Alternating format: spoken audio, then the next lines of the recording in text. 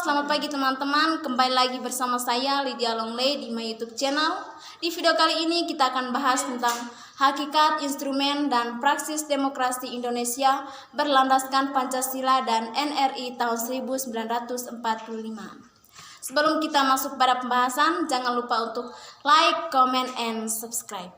Oke, pada materi ini kita akan bahas poin yang pertama, yaitu definisi demokrasi, teori atau konsep singkat, dan selanjutnya definisi singkat demokrasi Pancasila. Yang kedua, kita akan bahas tentang latar belakang historis, sosiologis, dan politik tentang demokrasi yang bersumber dari Pancasila. Yang ketiga, esensi dan urgensi demokrasi Pancasila. Dan yang keempat, tantangan demokrasi Pancasila beserta solusi singkatnya. Yang pertama, kita akan bahas pengertian demokrasi. Secara etimologi, demokrasi berasal dari bahasa Yunani kuno, yakni demos yang artinya rakyat dan kratos artinya pemerintahan.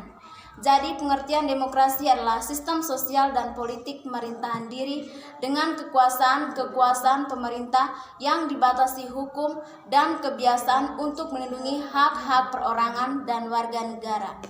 Jadi demokrasi adalah kekuasaan dari rakyat, oleh rakyat, dan untuk rakyat. Demokrasi itu merujuk kepada konsep kehidupan negara atau masyarakat di mana warga negara dewasa turut berpartisipasi dalam pemerintahan melalui wakilnya yang dipilih. Pemerintahannya mendorong dan menjamin kemerdekaan berbicara, beragama, berpendapat, berserikat, menegakkan atau rule of law. Adanya pemerintahan mayoritas yang menghormati hak-hak kelompok minoritas dan masyarakat yang warga negaranya saling memberi perlakuan yang sama. Pengertian tersebut pada dasarnya merujuk kepada ucapan Abraham Lincoln, mantan Presiden Amerika Serikat, yang menyatakan bahwa demokrasi adalah suatu pemerintahan dari rakyat, oleh rakyat, dan untuk rakyat. Sebagai suatu konsep demokrasi yang diterima sebagai seperangkat gagasan dan prinsip praktik tentang kebebasan yang juga menyangkut seperangkat praktik prosedur yang terbentuk melalui sejarah panjang dan sering berliku-liku. Pengertian pendek demokrasi adalah pelembagaan dari kebebasan atau Iusis 1995. Jadi demokrasi Pancasila adalah paham yang dianut Indonesia pada masa lalu. Demokrasi Pancasila adalah demokrasi yang berdasarkan sila Pancasila yang dilihat sebagai suatu keseluruhan yang utuh. Dan yang kedua yaitu latar belakang historis, sosiologis, politik tentang demokrasi yang bersumber dari Pancasila. Ada 3 sumber yang menghidupkan cita-cita demokrasi dalam kalbu bangsa Indonesia. Pertama, tradisi kolektivisme dari permusyawaratan desa. Kedua, ajaran Islam yang menuntut kebenaran dan keadilan ilahi dalam masyarakat serta persaudaraan antara manusia sebagai makhluk Tuhan. Yang ketiga, paham sosialis barat yang menarik perhatian para pemimpin penggerakan kebangsaan karena dasar-dasar pri-kemanusiaan yang dibelanya dan menjadi tujuannya. Pertama, kita akan mendalami tentang sumber nilai yang berasal dari demokrasi desa. Demokrasi yang diformulasi sebagai pemerintahan dari rakyat, oleh rakyat, dan untuk rakyat merupakan fenomena baru bagi Indonesia ketika merdeka. Poin yang kedua yaitu sumber nilai yang berasal dari Islam. Nilai demokrasi yang berasal dari Islam bersumber dari akar teologisnya. Inti dari keyakinan Islam adalah pengakuan pada ketuhanan yang Maha Esa atau tauhid monoteisme. Dalam keyakinan ini hanya Tuhanlah satu-satunya wujud yang pasti. Yang ketiga yaitu sumber nilai yang berasal dari Barat. Masyarakat Barat atau Eropa mempunyai akar demokrasi yang panjang. Pusat pertumbuhan demokrasi terpenting di Yunani adalah kota Aten yang sering dirujuk sebagai contoh pelaksanaan demokrasi partisipatif dalam negara kota sekitar abad ke-5 sebelum Masehi. Dalam sumber nilai yang berasal dari Barat, Budiarjo tahun 2008 menyatakan bahwa dari sudut perkembangan sejarah demokrasi Indonesia sampai masa Orde Baru dapat dibagi dalam 4 masa, yaitu yang pertama, masa Republik Indonesia pertama, yakni tahun 1945 sampai tahun 1959 yang dinamakan masa demokrasi konstitusional yang menonjolkan peranan parlemen dan partai-partai karena itu dinamakan demokrasi parlementer. Kedua, masa Republik Indonesia kedua, yakni tahun 1959 sampai tahun 1963, yaitu masa demokrasi terpimpin yang banyak penyimpangan dari demokrasi konstitusional yang secara formal merupakan landasan dan penunjukan beberapa aspek demokrasi rakyat. Yang ketiga, masa Republik Indonesia ketiga, yakni tahun 1965 sampai tahun 1998, yaitu masa demokrasi Pancasila. Demokrasi ini merupakan demokrasi konstitusional yang menunjukkan sistem presidensial. Yang keempat, masa Republik Indonesia yang keempat, yakni tahun 1998 sampai sekarang, yaitu masa reformasi yang menginginkan tegaknya demokrasi di Indonesia sebagai koreksi terhadap praktik-praktik politik yang terjadi pada masa Republik Indonesia. Sekarang kita masuk pada pembahasan yang ketiga, yaitu tentang esensi dan urgensi demokrasi Pancasila. Yang pertama yaitu kehidupan demokrasi yang bagaimana yang kita kembangkan.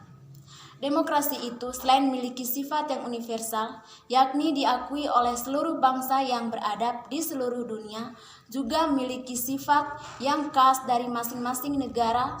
Sifat khas demokrasi di setiap negara biasanya tergantung ideologi masing-masing. Jadi demokrasi kita selain memiliki sifat yang universal, juga memiliki sifat yang khas sesuai dengan budaya bangsa Indonesia yang berdasarkan Pancasila. Poin yang kedua yaitu mengapa kehidupan yang demokratis itu penting? Pada hakikatnya, sebuah negara dapat disebut sebagai negara yang demokratis apabila di dalam pemerintahan tersebut rakyat memiliki kesempatan untuk berpartisipasi dalam pembuatan keputusan, memiliki persamaan di muka hukum, dan memperoleh pendapatan yang layak karena terjadi distribusi pendapatan yang adil. Dalam poin ini, ada 3 makna yang akan kita uraikan. Yang pertama, partisipasi dalam pembuatan keputusan. Dalam negara yang menganut sistem pemerintahan demokrasi, kekuasaan tertinggi berada di tangan rakyat, dan pemerintahan dijalankan berdasarkan kehendak rakyat. Yang kedua, persamaan kedudukan di depan hukum. Seiring dengan adanya tuntutan agar pemerintah harus berjalan baik dan dapat mengayomi rakyat, dibutuhkan adanya hukum. Hukum itu mengatur bagaimana seharusnya penguasa bertindak dan bagaimana hak dan kewajibannya dari penguasa dan juga rakyatnya. Makna yang terakhir yaitu distribusi pendapatan secara adil.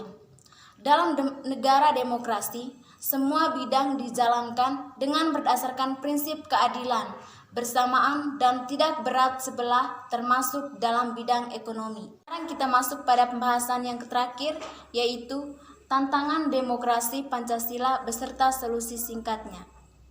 Agar kita memahami dinamika dan tantangan demokrasi kita harus membandingkan aturan dasar dalam naskah asli Undang-Undang Dasar tahun 1945 dan bagaimana perubahan berkaitan dengan MPR, DPR, dan DPD.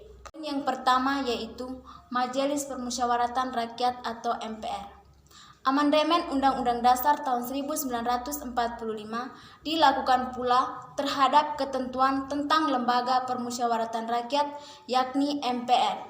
Sebelum dilakukan perubahan, MPR merupakan lembaga tertinggi negara. Poin yang kedua yaitu Dewan Perwakilan Rakyat atau DPR. Dalam upaya mempertegas pembagian kekuasaan dan menerapkan prinsip saling mengawasi dan mengimbangi yang lebih ketat dan transparan, maka ketentuan mengenai DPR dilakukan perubahan. Perubahan Undang-Undang Dasar tahun 1945 membawa pengaruh yang cukup besar terhadap kekuasaan DPR dalam membentuk undang-undang. Poin yang terakhir adalah Dewan Perwakilan Daerah atau DPD. Ketentuan mengenai Dewan Perwakilan Daerah atau DPD merupakan hal baru dalam Undang-Undang Dasar tahun 1945.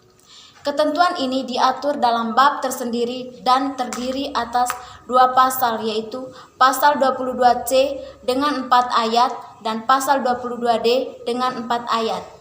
Jadi, solusi singkat untuk mengatasi perubahan-perubahan tersebut adalah dibutuhkan seorang pemimpin yang mampu menyelesaikan segala permasalahan termasuk perubahan-perubahan undang-undang yang membawa pengaruh bagi DPR. Sebagai bangsa Indonesia, kita juga harus mengamalkan Pancasila, di mana Pancasila adalah dasar negara kita. Jadi kita harus berpedoman pada Pancasila, apalagi demokrasi juga berlandaskan Pancasila. Jadi kita harus mampu memahami arti dari demokrasi Pancasila dan mampu mempraktekannya dalam kehidupan sehari-hari. Oke teman-teman, sekian dulu pembahasan materi pada video kali ini, dan kita akan bertemu lagi di video berikutnya. Dan tetap jangan lupa untuk like, comment, and subscribe. Bye-bye.